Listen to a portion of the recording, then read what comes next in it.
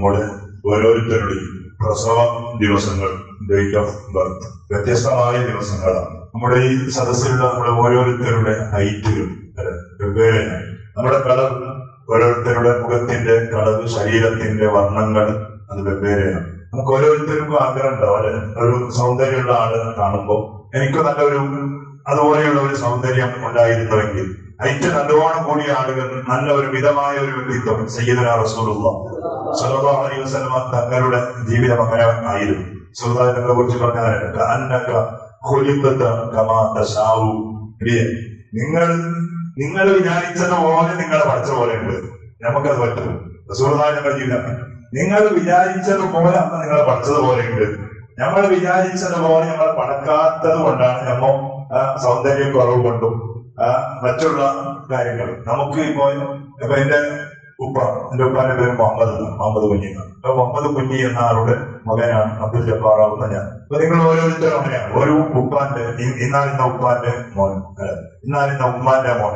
ചിലപ്പോ ഞമ്മ വിചാരിച്ച നമുക്ക് എന്റെ ആണപ്പോയന്റെ മക്കളായാലും, ആണപ്പോയ വലിയ പൈസക്കാരൻ, അല്ലെങ്കിൽ ഈസുമലിയുടെ മക്കളായാലും അത് ഉപ്പായിരുന്നെങ്കിലും അത് നമുക്ക് ആ രൂപത്തിൽ നമ്മുടെ സ്വന്തം അഭിപ്രായം പോലെ പ്രസവിക്കുകയും നാം ഇഷ്ടപ്പെടുന്ന ഒരു ഉപ്പാന്റെ മകനായി ഇവിടെ കടന്നു വരികയും ഉള്ള ഒരു അവകാശം നമുക്കുണ്ടായിരുന്നുവെങ്കിൽ എല്ലാം നമുക്ക് ചിന്തിക്കാമായിരുന്നു. പക്ഷെ അതില്ല.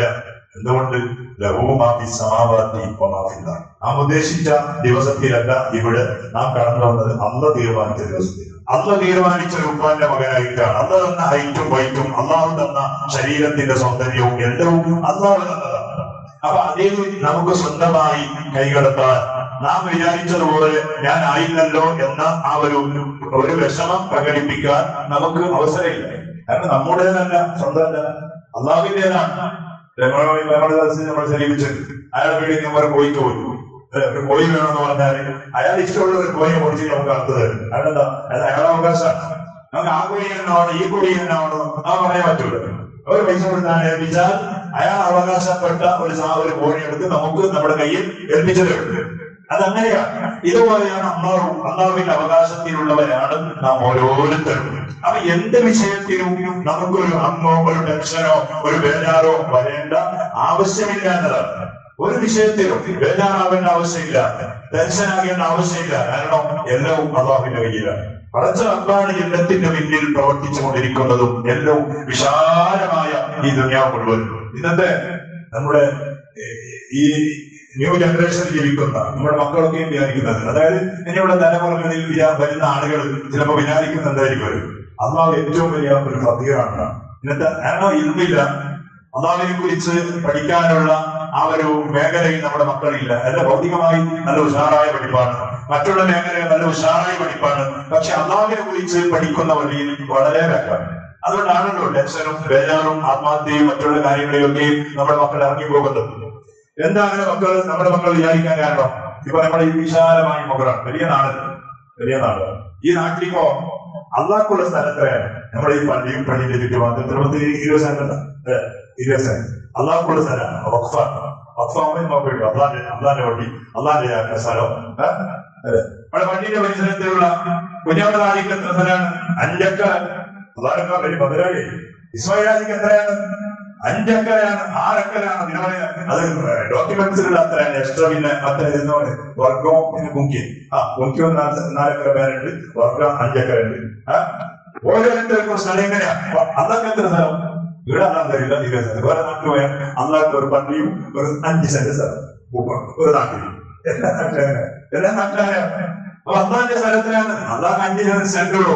ബാക്കിയുള്ള ആചാരമാർക്കോ മറ്റുള്ള പള്ളിന്റെ പരിസരങ്ങളിൽ നാട്ടിലുള്ള വലിയ വലിയ മുതലാളികൾക്കോ അവർക്കുള്ള സ്ഥലത്തിലാണ് 10 ഏക്കറയും 20 ഏക്കറയും. ഒരാൾക്ക് എത്ര ഏക്കർ ഉണ്ടെന്നുള്ളത് അറിയില്ല, എത്ര സ്ഥലം ഉണ്ട് എന്നുള്ളത് അറിയില്ല. അപ്പൊ അള്ളാഹേക്കാൾ വലിയ മുതലാളിമാണ്, അള്ളാഹേക്കാൾ വലിയ വലിയ ആളുകൾ. അള്ളാണെങ്കിലോ അള്ളാഹ് ഫഖീറാണ് എന്ന് ചിന്തിക്കുന്ന ഒരു തലമുറ നമ്മളിലേക്ക് കടന്നു വരുന്നു.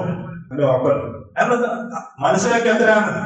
അതൊന്നുമല്ല അള്ളാഹ് കുറിച്ച് പറഞ്ഞേ. പള്ളിയുടെ പരിസരത്തിലുള്ള എല്ലാ ആചാരമായ സ്ഥലവും അതിലെല്ലാം അള്ളാഹ്ക്ക് അവകാശമാണ്. എല്ലാം അള്ളാഹുവിന്റെ അവകാശമാണ്. പിന്നെ ഇപ്പോഴത്തെ സ്ഥലം, ആ സ്ഥലത്തിന്റെ രേഖയിൽ ഇന്നലെ ഞാൻ പറഞ്ഞു, ഇന്ന് എന്റെ പേരുണ്ടാവും, ഞാൻ മരിച്ചാൽ പിന്നെ എന്റെ മകന്റെ പേര് അടിയിൽ വരും, എന്റെ പേര് പോയി, പിന്നെ എന്റെ മോന്റെ പേര്, പിന്നെ എന്റെ മോൻ കഴിഞ്ഞാലോ മോന്റെ പേര്. ഇങ്ങനെയാണ് ഓരോരുത്തരും ഇങ്ങനെ കയ്യിൽ പിടിക്കാൻ തന്നാതെ അതിന്റെ അവകാശപ്പെട്ടതാണ്, എനിക്ക് മിൽക്കാണ് എന്ന് പറയാൻ ഒരിക്കലും അവകാശമില്ല ഈ ദുനിയാവിൽ. എല്ലാം അള്ളാഹുണ്ടല്ല.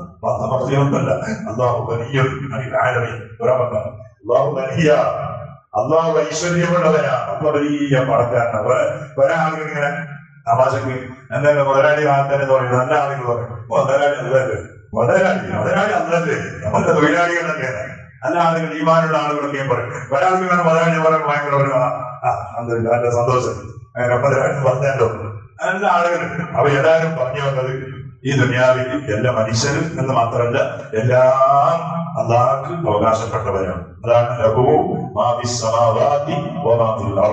അള്ളാഹുവിന് അവകാശപ്പെട്ടതാണ് ആകാശങ്ങളും ഭൂമികളും, അതിലുള്ളത് എന്തൊക്കെയുണ്ടോ അത് മുഴുവനും അള്ളാഹ്ക്ക് അവകാശപ്പെട്ടതാണ്. അപ്പൊ ഇതൊക്കെയും അർത്ഥം അറിഞ്ഞിട്ട് ഈ ആയത്തിൽ കുറിച്ച് ഇങ്ങനെ ഓടുമ്പോൾ മനസ്സിന് വല്ലാത്ത ഒരു കുളിർമയും ഒരു സമാധാനവും ഒരു തുമാനീനത്തും നമുക്ക് ലഭിക്കുകയാണ്. അള്ളാഹു ആ രൂപത്തിൽ ഖുർആൻ ഓതുമ്പോൾ, ഖുർആൻ കേൾക്കുമ്പോൾ, ഖുർആൻ കൊണ്ട് ചിന്തിക്കുമ്പോൾ നമ്മുടെ കൽബിന്റെ സമാധാനം, നമ്മുടെ ജീവിതത്തിന്റെ വലിയ മറക്കത്തും സന്തോഷവും ലഭിക്കുന്ന രൂപത്തിൽ നമ്മുടെ ഹൃദയങ്ങളെ അള്ളാഹു അകപ്പെടുത്തി തരട്ടെ. ഒരുപാട് ആളുകൾ ഇന്നും ഒരു വിഷമ വാർത്ത പറഞ്ഞു. 2-3 ദിവസം നമ്മുടെ നാട്ടിലുള്ള ഒരു ചെറുപ്പക്കാരൻ ബൈക്ക് സ്കിഡായി വീണ് അയാൾക്ക് പരിക്ക് സംഭവിച്ച് വലിയ വേദനയും അങ്ങനെ അവരും ഹോസ്പിറ്റലിൽ കിടക്കുന്നുണ്ട്. ദ്വാരക്കാൻ വേണ്ടി പറഞ്ഞു. അങ്ങനെ ഒരുപാട് ആളുകൾ പഠിച്ചവനെ നിന്റെ അവകാശത്തിലുള്ള ഈ ദുനിയാവിൽ പല ആളുകളെയും പല രൂപത്തിൽ നീ പരീക്ഷിക്കുകയാണല്ലോ. അവിടെ പഠിച്ചവനെ ആ കുടുംബത്തിന് നീ സമാധാനം കൊടുക്കണേ. എന്ത് വരുമ്പോഴും അത് നിന്റെ ഭാഗത്തിൽ നിന്ന് വരുന്നതാണ്. മല പോലെ വരുന്നത് മഞ്ഞ് പോലെ നീ ആക്കി തന്നോ എന്ന ഒരു സമാധാനം മനസ്സിന്റെ ഉള്ളിൽ പ്രകടിപ്പിക്കുന്ന രൂപത്തിലുള്ള ഒരു ഈമാൻ ഓരോ കുടുംബത്തിനും നമുക്കും നീ നൽകണേ. ചെറുപ്പക്കാരൻ അതുപോലെ സർഫറാസ് എന്ന് പറയുന്ന ചെറുപ്പക്കാരൻ അൽഹംദുലില്ലാ നമ്മുടെ കീഴ്ച പറഞ്ഞു. നല്ല രൂപത്തിൽ മരുന്നിനൊക്കെ നല്ല ഒരു പ്രതികരണം അദ്ദേഹത്തിന്റെ ശരീരത്തിൽ വരുന്നുണ്ട്. അല്ലാഹുവേ ഇനിയും നല്ല രൂപത്തിൽ നീ നല്ല ആഫിയത്ത് നൽകി, ആരോഗ്യം നൽകി, ശരീരത്തിന്റെ ഉള്ളിൽ എന്തൊക്കെ മരുന്ന് സ്വീകരിക്കാൻ തടസ്സമാകുന്ന അണുക്കളുണ്ടോ അതിനെ മുഴുവനും കരിച്ചു കളഞ്ഞ് ജീവിതത്തിലേക്ക് നീ തിരിച്ചു കൊണ്ടുവരണേ അല്ലാ. നീ തിരിച്ചു കൊണ്ടുവരണേ അല്ലാ. നീ തിരിച്ചു കൊണ്ടുവരണേ അവർക്ക്. അല്ലാഹുവേ ആഫിയത്ത് നൽകണേ അല്ലാ. ഒരുപാട് ഉപ്പമാർ ഒരുപാട് ചെറിയൊരു കുഞ്ഞി നമ്മുടെ സദസ്സിലുള്ള ഒരാളുടെ പേരും മകളാണ്. ചെറിയൊരു പ്രയാസം വന്നിട്ട് മുംബൈയിൽ ഹോസ്പിറ്റലിലുണ്ടെന്ന് പറഞ്ഞ് പഠിച്ചോ. അങ്ങനെ ഒരുപാട് വ്യക്തിത്വങ്ങൾ അല്ലാഹുവൊക്കെയും ഈ മജ്‌ലിസ് കൊണ്ട് ഇവിടെ ചർച്ച ചെയ്യുന്ന ആയത്തുൽ കുർസിയുടെ മഹത്വം കൊണ്ട് നീ ശിഫാഅത്ത് നൽകണേ അവർക്ക്. ആഫിയത്ത് നൽകണേ അല്ലാ. ആരോഗ്യം നൽകണേ അവർക്ക്. അല്ലാ ശരീരത്തെ മുഴുവനും ഇല്ലായ്മയിൽ നിന്ന് നീ ഉണ്ടാക്കിയവനാണെങ്കിൽ ഉള്ള ശരീരത്തിൽ സംഭവിച്ച ചെറിയ പ്രശ്നങ്ങളും പ്രയാസങ്ങളും അത് ശിവയാക്കൾ നിനക്ക് ബുദ്ധിമുട്ടില്ലല്ലോ ഉണ്ട്. നീ ശിവ നൽകണേ അവർക്ക്. മൻസൂർ എന്ന് പറയുന്ന പച്ചപ്പാടക്കാരനായ ചെറുപ്പക്കാരൻ അൽഹംദുലില്ലാ ഐസിയിൽ നിന്ന് റൂമിലേക്ക് മാറ്റിയിട്ടുണ്ടെന്നൊരു സന്തോഷം പറഞ്ഞു. അൽഹംദുലില്ലാ റൂമിൽ നിന്ന് വീട്ടിലേക്ക് ആരോഗ്യത്തോടെ സർവ്വ രോഗികളെയും എത്തിച്ചു കൊടുക്കണേ അല്ലാ. നമുക്ക് തന്ന ആഫിയത്ത് മരണം വരെ നിലനിർത്തണേ അവർക്ക്. ചെറിയ ഒരു അപകടത്തിൽ പോലും ഞങ്ങളെ നീ കൊടുത്തല്ലേ അല്ലാ. ഒരു രോഗം വരുമ്പോ എത്ര ജമാഅത്തുകൾ നമുക്ക് നഷ്ടപ്പെട്ടു പോകുന്നല്ല. എത്ര നിസ്കാരങ്ങൾ കൃത്യമായി നിസ്കരിക്കാൻ പറ്റാതെ ഞങ്ങൾക്ക് വേജാറ് വരുന്നുണ്ട്. അല്ലാഹുവേ മരിക്കുന്നത് വരെ ഒരു നേരം പോലും ജമാഅത്തായി ആരോഗ്യത്തോടെ നിസ്കരിക്കാൻ ആരോഗ്യം നിലനിർത്തണേ അല്ലാ. നമ്മുടെ കുടുംബങ്ങളെ പോറ്റാൻ നാം ചെയ്യുന്ന കച്ചവടങ്ങൾ, നമ്മുടെ ജോലികൾ, നമ്മുടെ മറ്റുള്ള പ്രവർത്തനങ്ങൾ ഇതൊക്കെയും വലിയ സന്തോഷം നൽകണേ അവർക്ക്. ഗൾഫിലും മറ്റും അധ്വാനിക്കുന്ന എല്ലാ കുടുംബങ്ങൾക്കും നാട്ടുകാർക്കും സ്നേഹിതന്മാർക്കും ആഫിയത്തോടുകൂടിയുള്ള ദീർഘ ആയുസ് നൽകി അനുഗ്രഹിക്കണേ അല്ലാ. അവർ ചെയ്യുന്ന ജോലിയിലും കാര്യങ്ങളിലൊക്കെയും സന്തോഷം നൽകണേ അവർക്ക്. മരിച്ചുപോയ നമ്മുടെ എല്ലാ കുടുംബങ്ങളുടെ, നാട്ടുകാരുടെ, സ്നേഹിതന്മാരുടെ, നമ്മുടെ ഈ കറിയയും അതുപോലെ നമ്മുടെ കുടുംബത്തിൽപ്പെട്ട പലരും പല നാടുകളിൽ ഗൾഫ് ഭൂമികളിൽ പോലും മരിച്ചു കിടക്കുന്നവരാണ്. അവർക്കെല്ലാം സ്വർഗം നൽകി അനുഗ്രഹിക്കണേ അവർക്ക്. ബിഹബ്ബി സയ്യിദിനാ മുഹമ്മദിൻ സല്ലല്ലാഹു അലൈഹി വസല്ലം. ഹസ്ബുനല്ലാഹു വനിഅമൽ വകീൽ. نعم المولى ونعم النصير. حسبنا الله ونعم الوكيل.